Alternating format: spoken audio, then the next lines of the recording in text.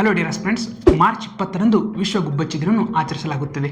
ಯಾಕೆ ಆಚರಿಸಲಾಗುತ್ತೆ ಅಂದರೆ ಗುಬ್ಬಚ್ಚಿಗಳ ಸಂಖ್ಯೆ ಕಡಿಮೆ ಆಗುತ್ತಿರುವ ಬಗ್ಗೆ ಜಾಗೃತಿ ಮೂಡಿಸಲು ಮಾರ್ಚ್ 20ರಂದು ಗುಬ್ಬಚ್ಚಿ ದಿನವನ್ನು ಆಚರಿಸಲಾಗುತ್ತದೆ. 2025ರ ಥೀಮ್ ಏನೆಂದರೆ ಐ ಲವ್ ಸ್ಪ್ಯಾರೋ. 2010ರಿಂದ ಈ ಕಾರ್ಯಕ್ರಮವನ್ನು ಮೊದಲು ಭಾರತೀಯ ಪಕ್ಷಿ ಸಂರಕ್ಷಣಾ ಸಂಸ್ಥೆಯಾದ ನೇಚರ್ ಫಾರ್ ಎವರ್ ಸೊಸೈಟಿ ಪ್ರಾರಂಭಿಸಿತು. ಮೊದಲು ಹಳ್ಳಿಗಳಲ್ಲಿ ಗುಬ್ಬಿ ನೋಡುವುದೇ ಒಂದು ವಿಶೇಷ ಸಂಭ್ರಮವಾಗಿತ್ತು. ಆದರೆ ಇವಾಗ ಅವು ಕಣ್ಮರೆಯಾಗುತ್ತಿವೆ. ಇದಕ್ಕೆ ಕಾರಣ ಏನೆಂದರೆ ಮಾನವನ ಚಟುವಟಿಕೆಯಿಂದ ಪರಿಸರ ಬದಲಾವಣೆ.